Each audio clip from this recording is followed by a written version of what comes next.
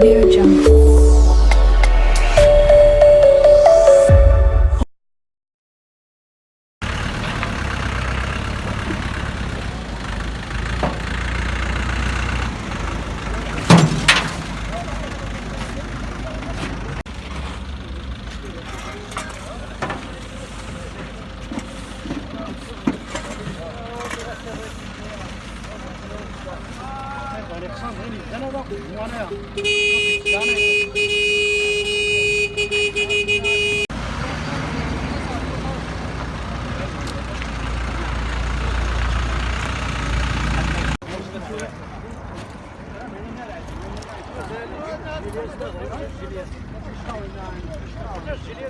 محمد أبو علا الرئيس السابق لجمعية أفانو الإثنيمية، لأن بدنا المكتب حاليا حنا المكتب القديم، لكن عندنا التزام مع هذه الجمعية أجير الفرنسية منذ سنة، وسونجاجينا معهم باش نكملوا معهم هذه النشاط إن شاء الله. اليوم الجمعية أفانو الإثنيمية كتنظم واحد الحمله ديال النظافه على مستوى حي افانور والاحياء المجاورات درينه وجدال. هذه الحمله جات بالتنسيق مع جماعه تينغير وجمعيه افانور الإثنيمية وتعاونيه اسيمس افانور الفلاحيه، وبمساهمه جمعيه فرنسيه اللي هي جمعيه اجير اسوسياسيون اجير انفيرونمون، جات من بيزونسون لا فيل دو بيزونسون.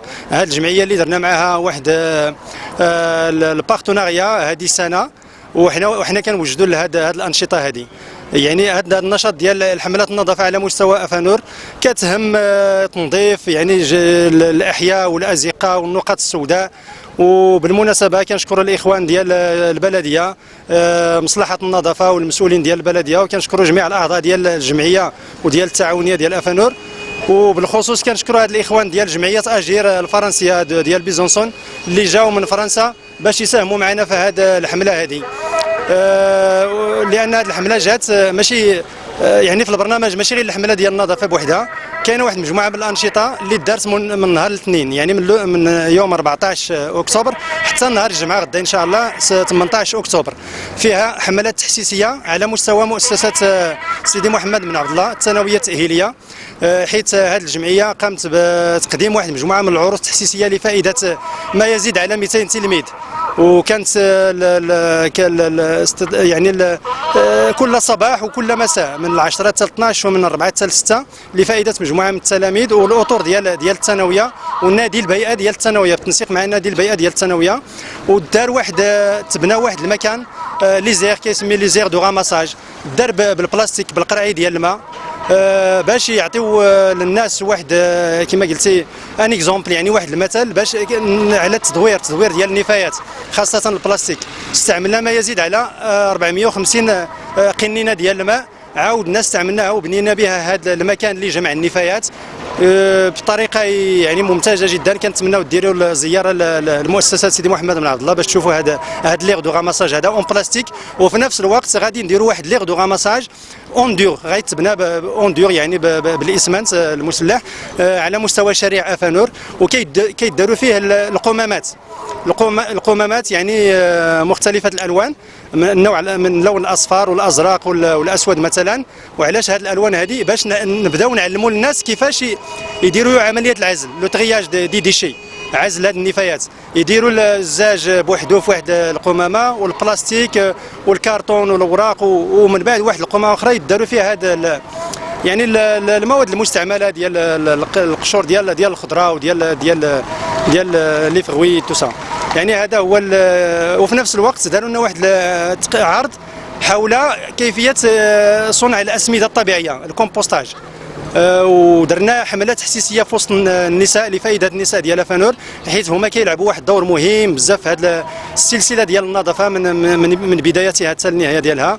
واحد حملات تحسيسيه نوعيو النساء بكيفيه التعامل مع النفايات، كيفيه جمعها، كيفيه عزلها، وبالخصوص كيفيه صنع هذا الكومبوست هذا الاسمده الطبيعيه بواسطه بقايا الخضار وبقايا الفواكه وبقايا الاشجار واغصان الاشجار والاوراق ديالها.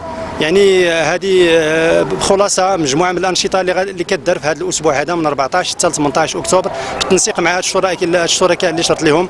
وكنشكر الجميع كاع اللي ساهموا، وكنتمنى من الناس ينخرطوا في هذه العمليه وتكون هذه مثال لباقي الاحياء الاخرى باش تعم هذه الفكره ديال حملات النظافه. وشكرا.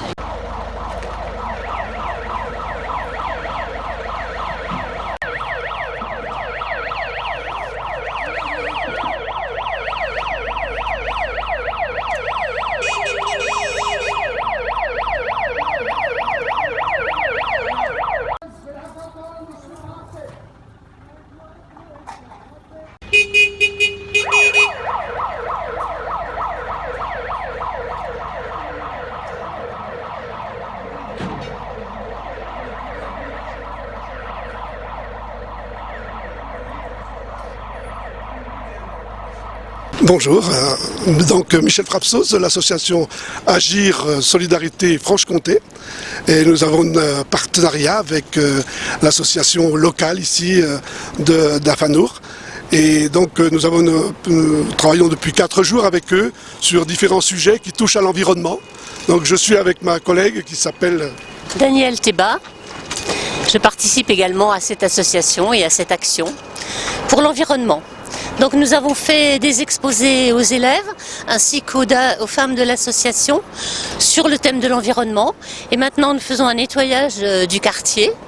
Et nous avons prévu également de doter le quartier de bacs de ramassage et même de construction d'aires de ramassage en dur. On va commencer par 3 aires dans le quartier. Et avec les élèves, nous avons construit une aire de ramassage pour stocker les bacs qui est fabriquée avec des bouteilles plastiques réutilisées, remplies de sable. Et les élèves nous ont aidés à construire cette aire avec un maçon et avec les services de la ville. Voilà. Très engagés qui nous ont suivis dans toute cette opération, et nous avons eu un très bon contact aussi avec la mairie et tous les gens qui y travaillent. Directeur du lycée. Et le directeur du lycée effectivement qui nous a reçus et puis qui nous a mis tous les moyens à sa disposition. Ça a été très intéressant. Et la population aussi est très agréable et nous reçoit très bien. Et les femmes, hier, nous avons une grosse opération avec les femmes. Il y en avait 110 femmes qui étaient là avec une vingtaine d'enfants qui est venue assister à notre présentation.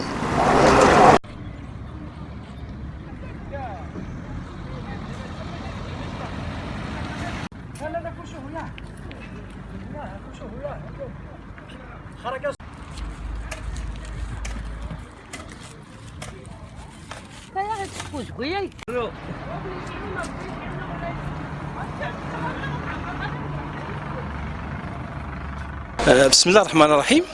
الاسم ديالي محسن محمد. الصفه ديالي وهو رئيس ديال تعاونيه اسيمس لانتاج وتسويق التمور.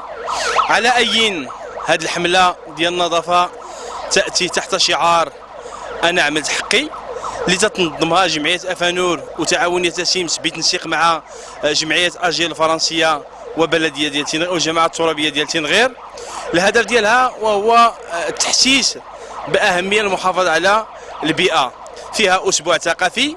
اولا بدينا منذ يوم الاثنين ب لي زاكسيون سونسيبيليزاسيون اللي داروا في ثانويه سيدي محمد بن عبد الله. الحمله الثانيه بدات بتوعيه النساء، حتى نعرفوا بان في هذا الجمع ديال النفايات النساء تيلعبوا واحد الدور، خصوصا في هذه المناطق ديال الجنوب الشرقي، هما العمود الفقري الا بغيتي انها دار النظافه. عملنا واحد حمله تحسيسيه البارح على اهم لو ترياج، على اساس انه يكون ترياج حتى في جمع النفايات، ودرنا لهم تحسيس على المخاطر ديال هاد الازبال والنفايات على البيئه. حاولنا نكونوهم على اساس الدور اللي ممكن يلعبوه، حيت يكونوا عمال ديال النظافه تيجمعوا هاد النفايات المنزليه وهما تيخلطوهم، تيكون فيهم الجاج، تيكون فيهم الحديد، تيكون فيهم بزاف ديال الحوايج، وعمال النظافه هما ما تيعرفوش بانه كاينين، يعني هما معرضين باش يتصابوا بمجموعه من الاغراض ويتعرضوا المخاطر نتيجه ديال هذاك الاستعمال ديال الجمع ديال النفايات. حملنا لهم واحد حمله بتاطير هذه الجمعيه الفرنسيه اللي هي خدامه اصلا بحمايه البيئه وتتخدم في المجال الفلاحي. اليوم كما شفتوا غنديروا واحد حمله على طول ديال الدوار ديال افانور، الهدف ديالنا هو كما تنقولوا هو التحسيس. ما يمكنش حنا اننا نديروا زعما النظافه، ولكن نحاولوا نحسوا الناس بانه هاد الامراض وبزاف ديال المشاكل تهدوا نفيدوا البيئه. الا ما ساهمناش، الا ما حاولناش نديروا يد في يدنا على اساس الحفاظ على البيئه، راه تعرفوا دابا لي شونجمون كليماتيك اللي تيداروا ما يمكنش ان الناس تشرح لهم هذه المشاكل حيت هما بعاد عليهم. ولكن حنا مثلا النخبه المثقفه شويه خصهم يوعاو بان الدور ديالنا راه خصنا نساهموا. وهذا الشعار من حقي انا عملت حقي هو تيدل على اننا كلنا عندنا المسؤوليه في هذا المجال ديال الحمايه ديال البيئه. كنا ملزمين بان كل واحد يساهم على الاقل التوعيه، والتوعيه راه ما تدارش، خصها تدار انطلاقا من الدار من المدرسه، الدار في الشارع. خص يكون واحد التكامل في التربيه. الا ما كاينش واحد التكامل راه ما يمكنش اننا نحافظوا على البيئه. تنتمنى بان جميع الجمعيات اللي كاينين في اقليم تنغير يمشيو في هذا المسار اللي بداوته مجموعه من الجمعيات من اجل الحفاظ على هذه البيئه. وتحية سي العيدي.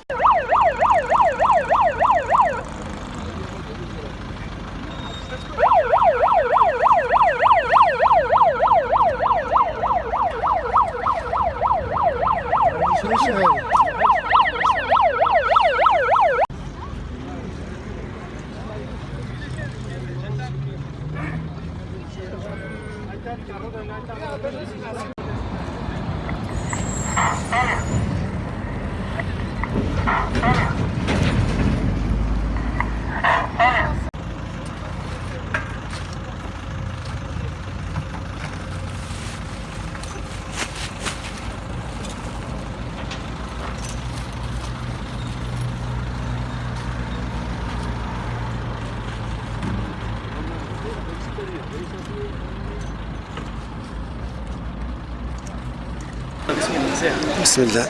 Tibba Ahmed, de l'association Agir Besançon-Franche-Comté.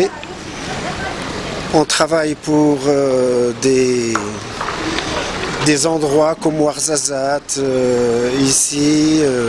On travaille dans plusieurs domaines sociaux, tels que par exemple l'écologie, en ce qui concerne les problèmes des animaux, les vaches en particulier. Il y a une formation des éleveurs qui est faite par une partie de notre équipe. Et on essaye d'œuvrer pour apporter une petite goutte, comme fait le colibri, une petite goutte d'eau dans l'océan qui existe actuellement. Et on aimerait bien que les gens continuent l'effort qu'ils ont fait, parce qu'on a reçu un accueil absolument extraordinaire de la part des habitants d'ici, aussi bien les responsables que les particuliers. Je vous remercie.